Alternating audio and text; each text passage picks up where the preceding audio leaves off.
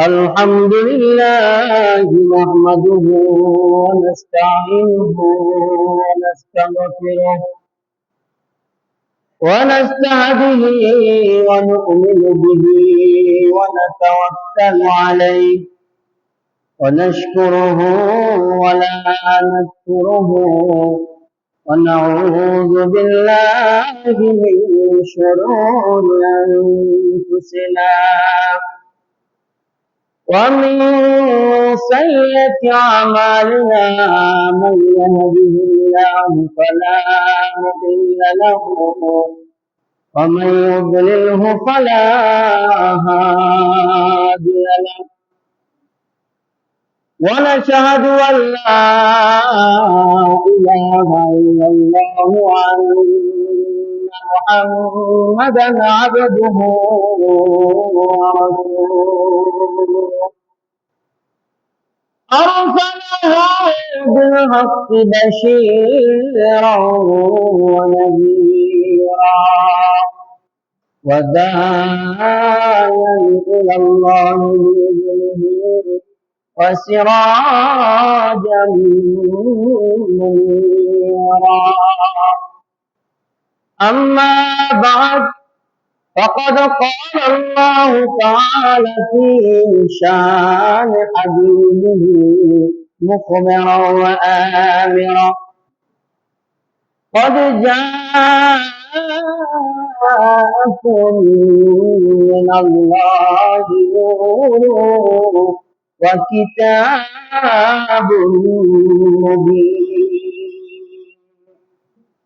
وقال تعالى في شان حبيبه مخبرا وآمرا إن الله وملائكته يصلون على النبي يا أيها الذين آمنوا صلوا عليه وسلموا تسليما اللهم صل على مولانا محمد وعلى آل سيدنا مولانا محمد اللهم صل على مولانا محمد وعلى آل سيدنا مولانا محمد بهار رجوبا بعد هرم کی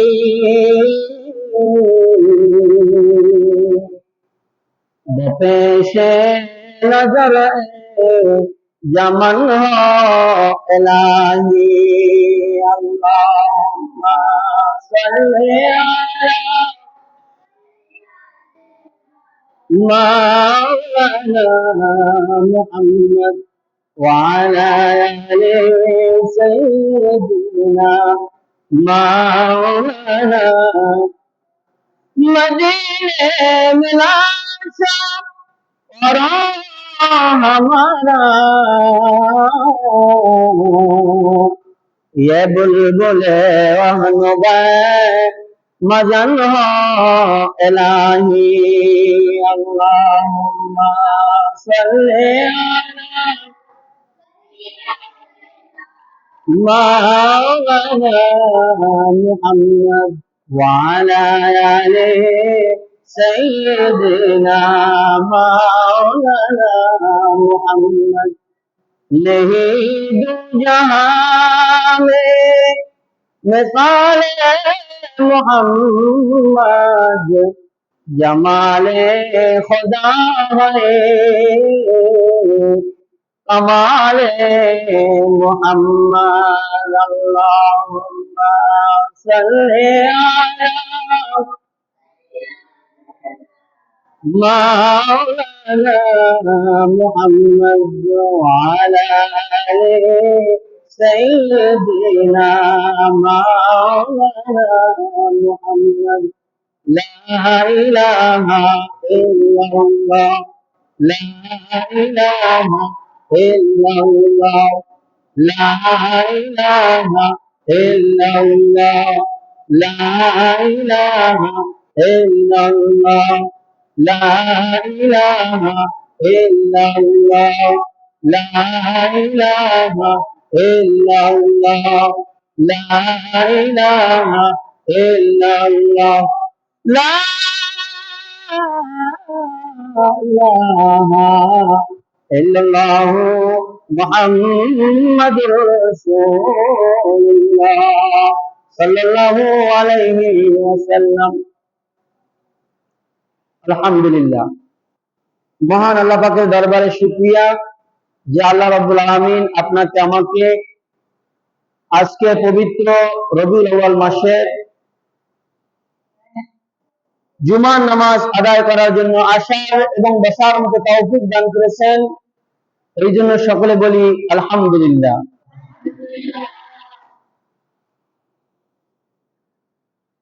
বিশ্ব নবী রাহমাতুল্লিল আলামিনের আগমনের খবরে এই পৃথিবীর এবং আসমানের জমিনের নিচে যত প্রকার মখলুকাত আছে সবাই খুশি হয়েছে বলি সুবহানাল্লাহ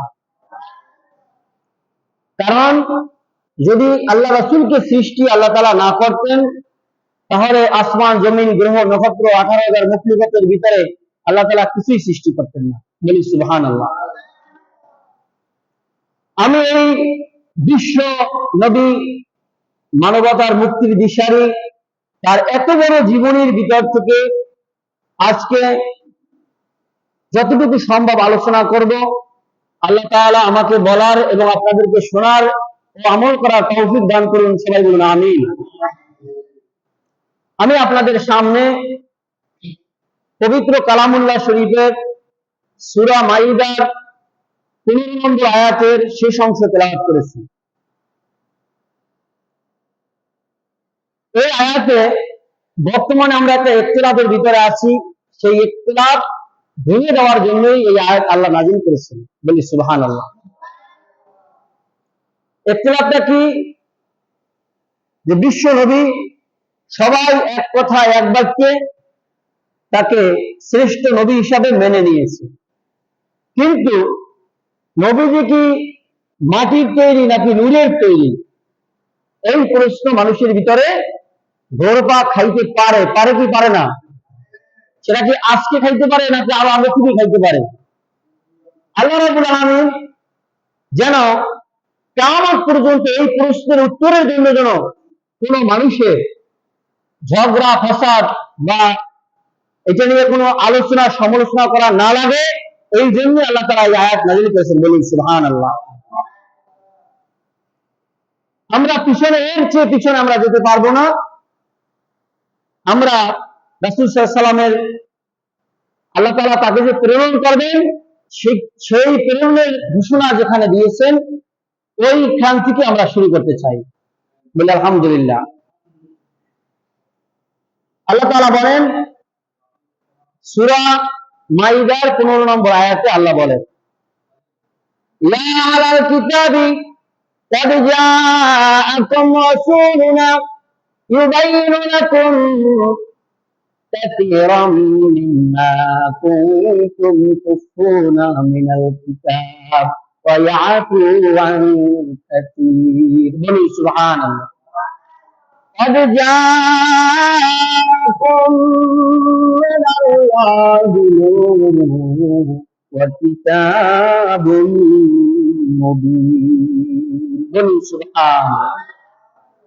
আমাদের আগের যে উম্মত ছিল সেই উম্মত ছিল ঈসা আলাইহিস সালামের উম্মত ঈসা আলাইহিস সালামের উপরে আল্লাহ তাআলা ইনজিল কিতাব নাযিল করেছেন বলি সুবহানাল্লাহ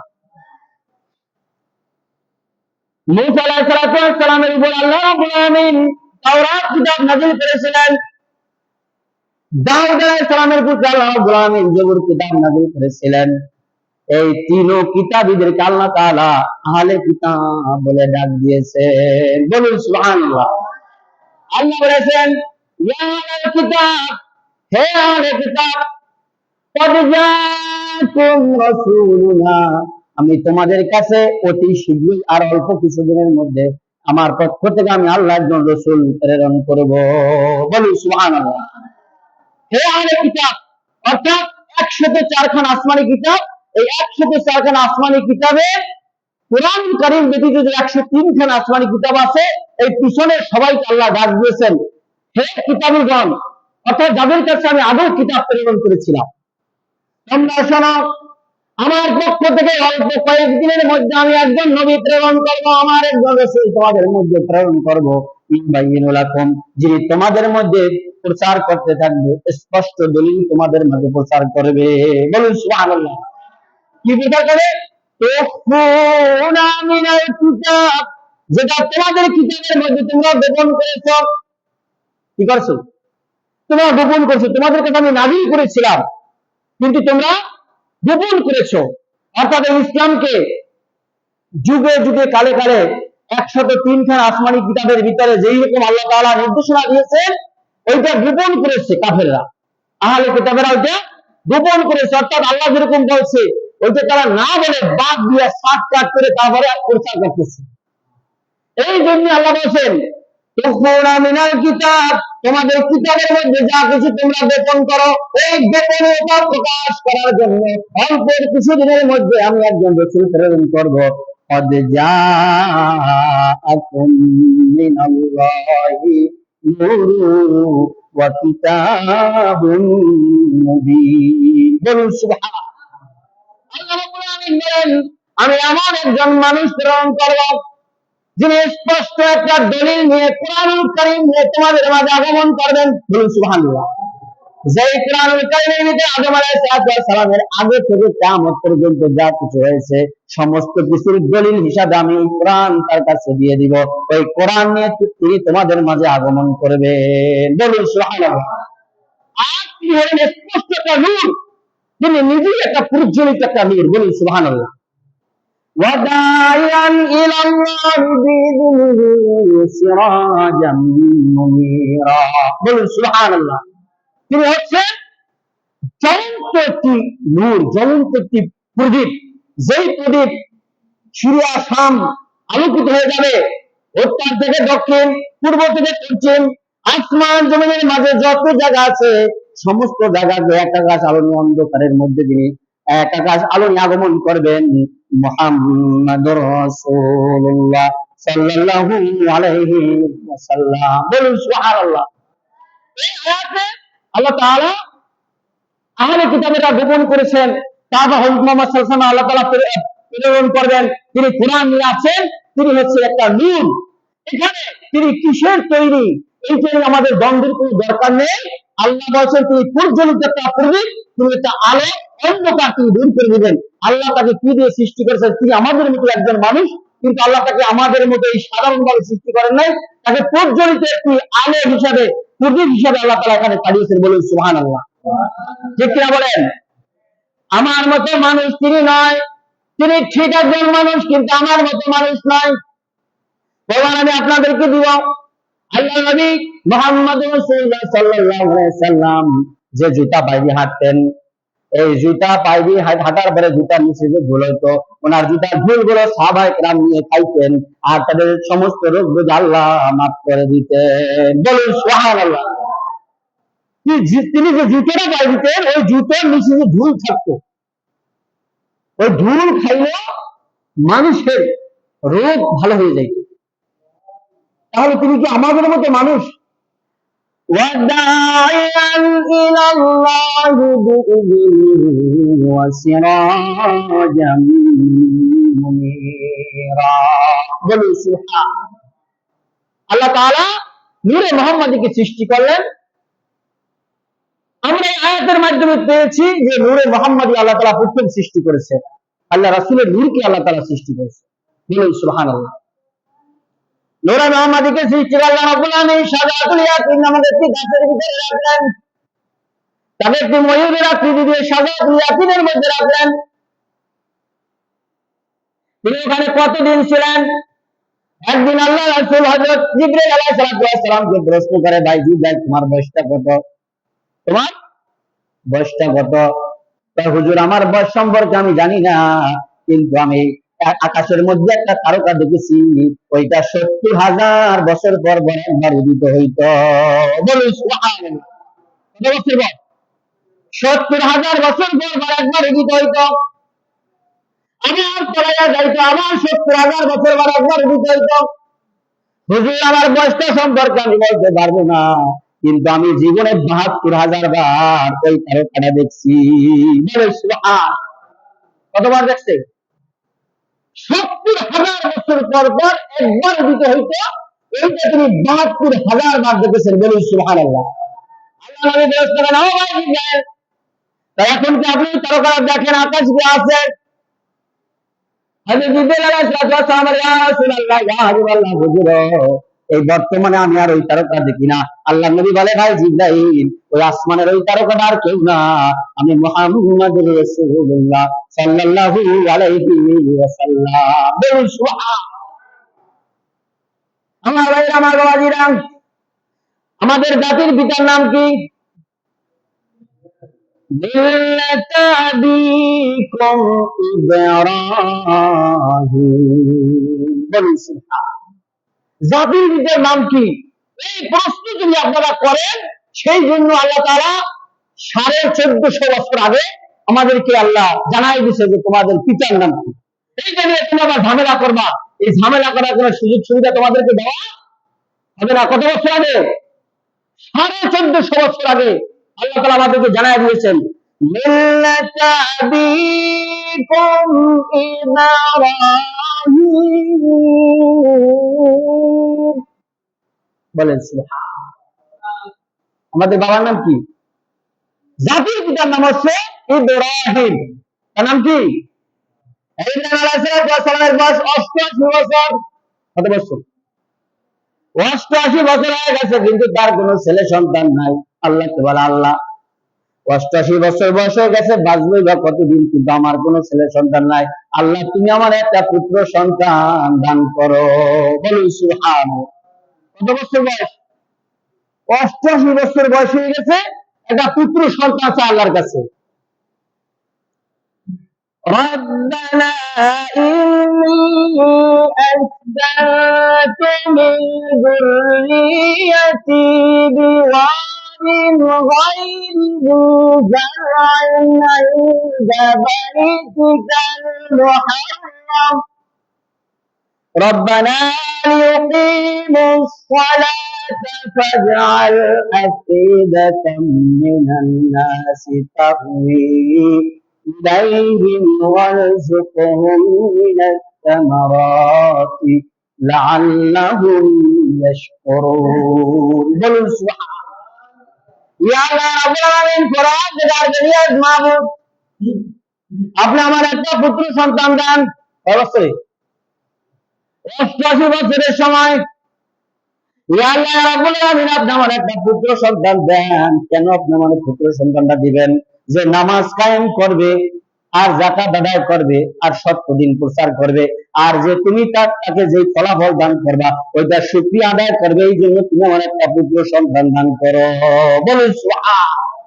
সূরা ইব্রাহিমের ভিতরে আল্লাহ তাআলা আমাদেরকে জানাই দিয়েছেন যে তোমাদের যে বাবা তিনি দাবি করেন, তোমরা জেনে নাও যে তোমাদেরকে আল্লাহ তাআলা এই যে উম্মতে মুহাম্মাদী, এই উম্মতে মুহাম্মাদীকে আল্লাহর কাছে চেয়েছেন ইব্রাহিম আলাইহিস সালাম। বলুন সুবহানাল্লাহ।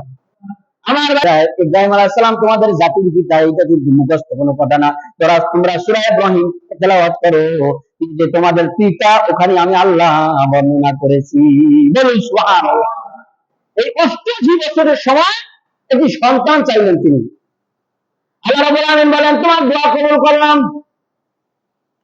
আখিরি জবান নবী মুসলিম, আমি তোমার দোয়াটা কবুল করে নিলাম, যাও তোমার আমি সন্তান দান করব। বলুন সুবহানাল্লাহ। এবার বয়স যখন 89 বছর, এই 89 বছরের সময় একটি পুত্র সন্তান হলো, তার নাম হলো ইসমাইল। বলুন সুবহানাল্লাহ। তার নাম কি? ইসমাইল। এই ইসমাইলের পরে আবার 12 বছর পর আবার আল্লাহ রাব্বুল আলামিন তাকে একটি পুত্র সন্তান দান করলেন, তার নাম হলো ইসহাক। এই দুইটা সন্তানই না, দুই সন্তানের ভিতর থেকে আল্লাহ রাব্বুল আলামিন 70,000 নবী দুনিয়ায় পাঠিয়েছেন। বলুন সুবহান। কোন সন্তানই নাই। এবার একটা সন্তান দান করলেন ইসমাইল। ইসমাইল আলাইহিস সালামের বংশ থেকে হযরত মুহাম্মদ রাসূলুল্লাহ সাল্লাল্লাহু আলাইহি সাল্লাম একজন নবী। কয়জন? ইসমাইল আলাইহিস সালামের বংশ থেকে মাত্র একজন নবী, যার নাম হলো মুহাম্মদুর রাসূলুল্লাহ সাল্লাল্লাহু আলাইহি ওয়াসাল্লাম। আর একজন সন্তানের নাম হলো ইসহাক। এই ইসহাকের বংশ থেকে আল্লাহ রাব্বুল আলামিন 70,000 নবী পাঠিয়েছে। বলুন সুবহানাল্লাহ। শুধু কি বাপ দাবি করে বলেন? 1,24,000 নবী আল্লাহ তাআলা দুনিয়ায় পাঠিয়েছেন। এই 1,24,000 নবীর মধ্যে 70,000 তিনজন হয়েছে তাদের এক বংশের। বলুন সুবহানাল্লাহ। কত হাজার? আমাদের এই নবীর বংশ যদি বাদ দেওয়া হয় তাহলে আর কয়জন নবী থাকে বলেন? উম্মতে মুহাম্মাদীদের শ্রেষ্ঠ শ্রেষ্ঠ হওয়ার পিছনে যে আমরা হলেন ইব্রাহিম আলাইহিস সালামের বংশধর। ইব্রাহিম আলাইহিস সালামের দুই সন্তান, একজন ইসমাইল, একজন ইসহাক। ইসু আলাইহিস সালামের যিনি বাবা, এই ইসু আলাইহিস সালামের বংশ থেকে আল্লাহ তাআলা 70,000 নবী দুনিয়ায় পাঠিয়েছেন। বলি সুবহানাল্লাহ। এই দলের নাম হচ্ছে বনী ইসরাইল। এগুলোর নাম কি? বনী ইসরাইল। এই বনী ইসরাইলদেরকে উদ্দেশ্য করে আমি আজকে যে আয়াত তেলাওয়াত করছি, এই বনী ইসরাইলরাই ছিল কট্টর জাতি, তারা শক্ত জাতি ছিল। এই বনী ইসরাইলরা আল্লাহ তাআলার আসমানি কিতাবকে খণ্ডিত করে সাত কাট করে তাদের মন মতো তারা বর্ণনা করেছিল। সেই জন্য কোরআনুল কারীমের ভিতরে আল্লাহ তাআলা সূরা মাইদার আমি যে 15 নম্বর আয়াত তেলাওয়াত করেছিলাম, ওখানে তাদেরকে সাবধান করেছেন যে সাবধান, তোমাদের শেষে সর্বশেষে আমি একজন নবী পাঠাবো, যিনি হলেন কি একটি কিতাব নিয়ে যাবেন আর তিনি নিজে একটা নূর। বলে সুবহানাল্লাহ। ইব্রাহিম আলাইহিস সালামের দোয়া আল্লাহ কবুল করলেন। ইসমাইল আলাইহিস সালামের বংশ থেকে একজন নবী, আর ইসহাক আলাইহিস সালামের বংশ থেকে 70,000 নবী আল্লাহ দুনিয়ায় পাঠালেন। বলে সুবহানাল্লাহ। এই 70,000 নবীর মধ্যে সর্বশেষ নবী আমাদের নবীর পূর্ববর্তী নবী, যার প্রতি ইনজিল কিতাব নাযিল হয়েছিল, হযরত ঈসা আলাইহিসসালাম। আমি এই মাঝখানের ঘটনা আর বলতে পারবো না, এখন আপনাদেরকে আমি রাসূলুল্লাহর জন্মের 550 বছর আগে নিয়ে যাব। বলুন সুবহানাল্লাহ। কত বছর? রাসূলুল্লাহর জন্মের 550 বছর আগে আপনারা জানেন যে একজন নবী দুনিয়া আগমন করেছিলেন, যার নাম হলো ঈসা রুহুল্লাহ, অর্থাৎ আল্লাহর রূহ। তিনি বিনা পিতায়, তার পিতা ছিল না, তাও আপনারা জানেন তিনি জন্মের মাত্র 3 ঘন্টার মধ্যে নবুয়তি পেয়েছেন। বলুন সুবহানাল্লাহ। শুধু নবুয়তি নয়, তিনি আমার রাসূল হয়েছেন। জন্মের মাত্র 3 ঘন্টার মধ্যে আল্লাহ রাব্বুল আলামিন তার প্রতি ইনজিল কিতাব নাযিল করেছেন। বলুন সুবহানাল্লাহ। এই ইনজিল কিতাবে তিনি প্রচারক ছিলেন। বেশি দিন তিনি দিন প্রচার করতে পারেন, মাত্র 14 বছর। তার বয়সটা যখন 14 বছর হয়ে গেল, মানুষের যন্ত্রণা তিনি আর সহ্য করতে পারলেন, অত্যাচার তিনি আর সহ্য করতে পারলেন না। তিনি জনমানুষের অত্যাচারে তিনি পাহাড়ের উপরে একটা ঘর বানাইলে, পাহাড়ের উপরে যে একটা ঘর বানাইছে। বনী ইসরাইল বলেন না, ওনারা পাহাড়ের উপরে থাকতে দেব না। ওনার কিতাব যদি পাহাড়ের উপরে বসে তেলাওয়াত করে, ওখান থেকে দিনের প্রচার হবে, মানুষ দলে দলে ইসলাম গ্রহণ করতে থাকবে। বলেন না সুবহানাল্লাহ। কারণ একজন ভালো একজন আলেমকে যদি জেলখানার মধ্যে বন্দী করা হয়, আর ওই জেলখানা যদি 2,000 যদি আসামি থাকবে, ওই 2,000 আসামি তার কাছে সবাই কোরআন পড়তে পারে। ঠিক না? এরকম ইতিহাস বহুত আছে যে আলেমদেরকে জেলখানায় দেওয়ার কারণে আরো ইসলামের প্রচার বাড়িয়ে গেছে। রাসূলুল্লাহর আগেও ছিল, পরেও ছিল, এখনো আছে, যে আলেমদেরকে জেলখানায় দেওয়ার কারণে আরো কোরআনের প্রচার বহুগুণে বৃদ্ধি পেয়েছে। বলুন সুবহানাল্লাহ। কারণ হবেন, আপনি যদি আমাদের মধ্যে একজন হুজুরকে নিয়ে যান একটা জঙ্গলের ভিতরে একটা গুহার মধ্যে নিয়ে যান, আর ওখানে যদি একজন মানুষ পাওয়া যায়, ওই মানুষকে আমরা পড়াবো লা ইলাহা ইল্লাল্লাহু মুহাম্মাদুর রাসূলুল্লাহ সাল্লাল্লাহু আলাইহি ওয়াসাল্লাম। ঠিক কিনা আমার ভাইরা? ঈসা আলাইহিস সালামকে একবার লড়াইয়া পাহাড়ের উপরে উঠে গেছে। চতুর্পাশ দিয়ে ঘেরাও করছে। ঈসা আলাইহিস সালামের সাহাবীরা বলে, হুজুর আজকে আর উপায় নাই, আর কিছুক্ষণের মধ্যে আমাদেরকে হত্যা করবে, আপনার যদি কোনো আশা ভরসা থাকে আপনি আল্লাহর কাছে বলেন, আল্লাহ যদি আমাদেরকে রক্ষা করে এছাড়া আমাদের আর কোনো উপায় নাই। হযরত ঈসা রুহুল্লাহ বলে, ইয়া আল্লাহ রাব্বুল আলামিন, তোমার দিন প্রচার করতে তুমি আমাকে পাঠাইলা, মনে আজকে দিনের পর আমি আর থাকতে পারবো না, তুমি একটা ব্যবস্থা করো। আল্লাহ রাব্বুল আলামিন বলে, ও ঈসা তোমার আর কোনো চিন্তা নাই, কিছুক্ষণের মধ্যে আমি আসমানের সাথে তোমার এই পায়ের সাথে একটা সুই লাগাই, আমি তোমার একটা টান দিয়ে আসমানে নিয়ে আসবো, কিন্তু তোমার এর আগে একটা দায়িত্ব রয়েছে। বলো সুবহানাল্লাহ। কি আছে? তোমার একটা দায়িত্ব আছে, তোমার দায়িত্ব শেষ হয় নাই, এই সর্বশেষ দায়িত্বটা তুমি পালন করো, এরপরে টান দিয়ে তোমাকে আসমান নিয়ে আসবো। বলুন সুবহানাল্লাহ। দায়িত্বটা কি? এখন আপনাদের যেতে হবে কোরআন শরীফের কাছে, আবারও সূরা সাদ 6 নম্বর আয়াত। কত নম্বর আয়াত? সূরা সাদ। কোরআন শরীফ পড়বেন না, আমরা জানি, আমাদের দেশের মানুষ জানে যে কোরআন শরীফ পড়লে পড়লে কিছু ভাত গোশত মুরগি পোলাও খাওয়া যায়, ঠিক কিনা জোরে কর? আর এটি পড়বে কারা? এই যে মাদ্রাসা, আমাকে মাদ্রাসা, এই মাদ্রাসার হুজুরে আর ছাত্ররা, ঠিক কিনা জোরে কর? এটা পড়ার জন্য হারাই যথেষ্ট। যিনি জিগায় নেশা একটা সুযোগ আনবি, হুজুরে জানে, এরা জানে, ও জানে হুজুরে, ঠিক কিনা? আর এছাড়া সব সব একবারে শুনবো না, খালি এই যে খালি নাই না, ঠিক কিনা জোরে কর? وإذ قال عيسى ابن مريم يا بني إسرائيل, যখন হযরত ঈসা রুহুল্লাহ বলতেছেন, হে বনি ইসরাইল, ইন্নী রাসূলুল্লাহ, আমি হইলাম একজন রাসূল। আমি কি? আমি হইলাম একজন রাসূল, আল্লাহর পক্ষ থেকে আমি তোমাদের উপরে অবতীর্ণ হয়েছি আমার পূর্ববর্তী কিতাব তাওরাত, এই তাওরাতকে আমি সত্যায়ন করি। বলুন সুবহানাল্লাহ। তাওরাতকে কি করি? তাওরাতকে আমি সত্যায়ন করি। আমার পূর্বে যে তাওরাত কিতাবটা নাযিল হয়েছিল, এই যে সত্য কিতাব, আর আমি একজন সত্য নবী। আর আমার পরে একজন নবী আসবেন, ইয়াতি মিন বাদি ইসমুহু আহমদ, আমার পরে একজন নবী আসবে, তিনি হবেন সত্য নবী, তার নামটাও তোমাদেরকে আমি বলে দিয়ে গেলাম, তার নাম হলো আহমদ। বলুন সুবহানাল্লাহ। আল্লাহ নবীর দুইটা নাম, আসমানে একটা নাম আহমদ, আর জমিনে মুহাম্মদ। আরবি ভাষায় আহমদ আর মুহাম্মদ নামের অর্থ একই। তিনি বলতেছেন আমি হলাম একজন নবী, আর আমার আগে ছিল হযরত মুসা আলাইহিস সালাম, তিনি একজন সত্য নবী, তার বুদ্ধি তাওরাত কিতাব নাযিল হয়েছিল, আর আমার বুদ্ধি ইনজিল কিতাব নাযিল হয়েছে, আর আমার পরে একজন নবী আসবে যার নামটা হবে আহমদ। বলুন সুবহানাল্লাহ। নাম তোমাদেরকে বলে দিয়ে গেলাম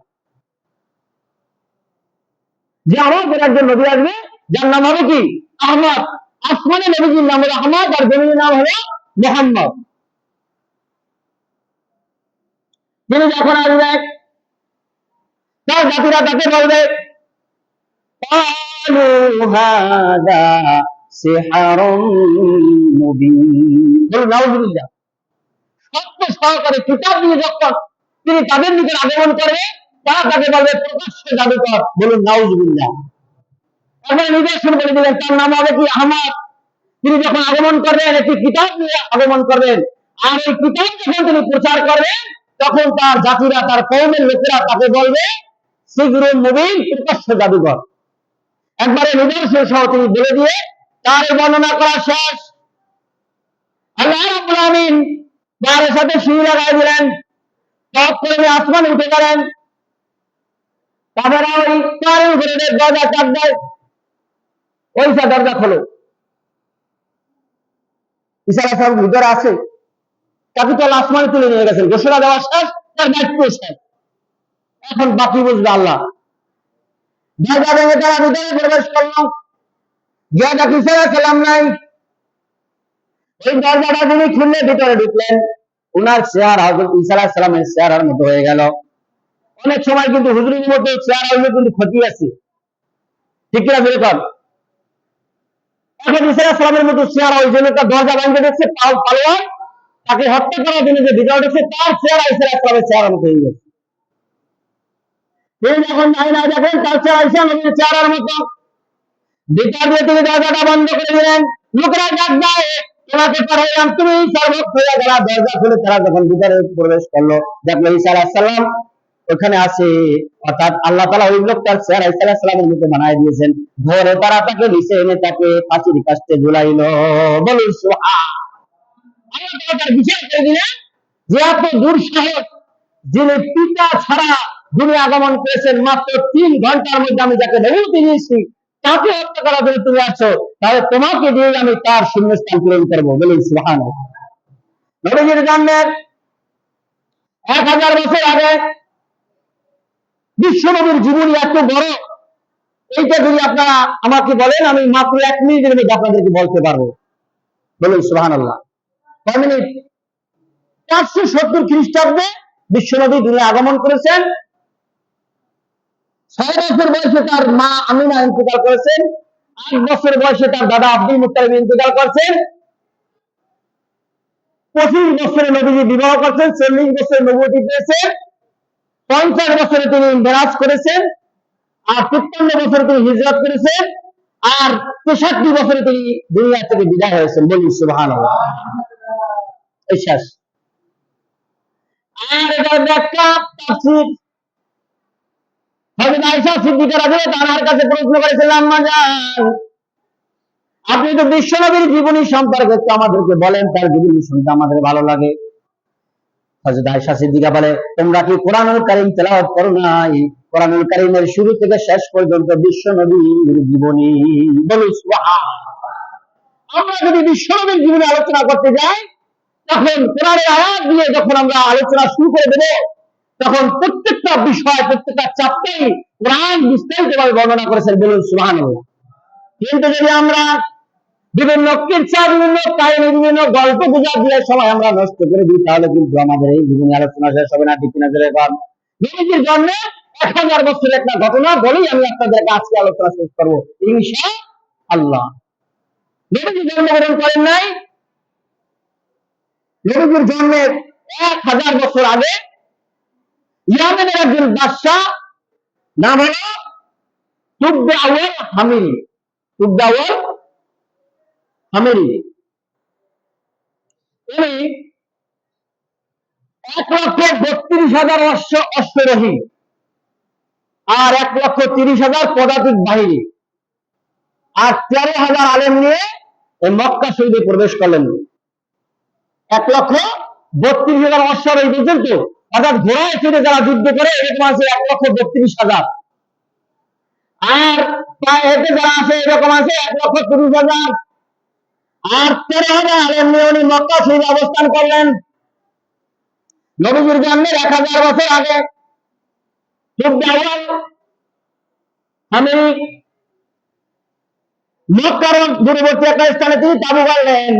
তিনি দেখলেন যে মক্কা শরীফের কেউ তার কাছে যায় না। এই জন্য তিনি মনে মনে একটা চিন্তা ভাবনা করলেন, আমি মক্কা শরীফ ভেঙে ফেলবো। বলুন নাউজুবিল্লাহ। কাবা শরীফ ভাঙবে, যেমন নরেন্দ্র মোদী ভাঙছে না আমাদের যে বাবরি মসজিদ, এইরকম তুববে আউয়াল হামিরি তিনি একটা চিন্তা করলেন যে মসজিদের এত দাম, এইটা আমি ভেঙে ফেলবো। মনে মনে কিন্তু চিন্তা করছে। চিন্তা করার সাথে সাথে ওনার নাক দিয়ে মুখ দিয়ে রক্ত বের হওয়া আরম্ভ করছে। ওনার সাথে 500 ডাক্তার ছিল। ডাক্তার বলে, হুজুর আপনার যে অসুস্থতা এটা আসমানি অসুস্থতা, জমি না। আপনার এই অসুস্থতার চিকিৎসা আমরা কেউ করতে পারবো না। আপনি মনে মনে খারাপ একটা কি যেন ধারণা করছেন, এই ধারণা পাল্টান, আল্লাহ আপনাকে মাফ করে দিবেন। বলুন সুবহানাল্লাহ। বর্তমানে কি আলেম? আগে আলেম ছিল, তিনি সাথে আনছে 13,000 আলেম। বলেন সুবহানাল্লাহ। কিন্তু লোক ভালো, মনে মনে একটু খারাপ ধারণা করছে যে আমার কাছে যখন লোকেরা আসে না, উনি মসজিদে ভাঙবে। ভাঙ্গার জন্য উনি মনে মনে একটু চিন্তা করছে। ওনার নাক দিয়ে মুখ দিয়ে রক্ত বের হওয়া আরম্ভ হলো। ডাক্তাররা বলে, হুঁশিয়ার, সাবধান, আপনি মনে মনে খারাপ কি যেন ধারণা করছেন, এই ধারণা থেকে আপনি ফিরে আসেন, নাহলে আপনার চিকিৎসা হবে না, আপনি ভালো হইতে পারবেন না। উনি সঙ্গে সঙ্গে তওবা করলেন। প্রত্যেক পরিবারকে তিনি 7 টান করে কাপড় আর 7 দিনার করে দান করলেন। বলে সুবহানাল্লাহ। ধারণা করলে, আল্লাহ তুমি আমাকে ক্ষমা করে দাও, মাফ করে দাও, তোমার কাবা আমি ভাঙবো না, এটা ভাঙার ক্ষমতা আমার নাই। আল্লাহ আমাকে তুমি আল্লাহর রাস্তায় মাফ করে দাও। আল্লাহ তাআলা ওনাকে সুস্থ করে দিলেন। ওই প্রত্যেক দিনারকে 7 খান করে কাটে আর 7 দিনার করে দান করলেন। বলুন সুবহানাল্লাহ। এবার উনি ওই বাহিনী নিয়ে উনি মদিনায় রওনা করলেন। মদিনার পথে যখন তারা মদিনায় প্রবেশ করলেন, ওই 13,000 আলেমেরা ওখানে তাবু করে তারা ওই মাটি পরীক্ষা করা আরম্ভ করলেন। বলেন সুবহানাল্লাহ। ওই মাটির ঘ্রাণ নেয়, পরীক্ষা করে। দর্শক প্রশ্ন করলেন, তোমরা এরকম কানা ফুসফুসি করতেছো কেন, মাটি পরীক্ষা করতেছো কেন? আলেমের 14,000 আমিরি আর 1000 বছর পরে একজন নবী আসবে, রাহমাতুল আলামিন মুহাম্মদ রাসূলুল্লাহ সাল্লাল্লাহু আলাইহি ওয়াসাল্লাম। তিনি মদিনা হিজরত করবেন, এই পথে তুমি যাতায়াত করবেন। বলেন সুবহানাল্লাহ। তো বলো কি সত্যি ঘটনা? আহা, তিনি সঙ্গে সঙ্গে নিয়াত করলেন,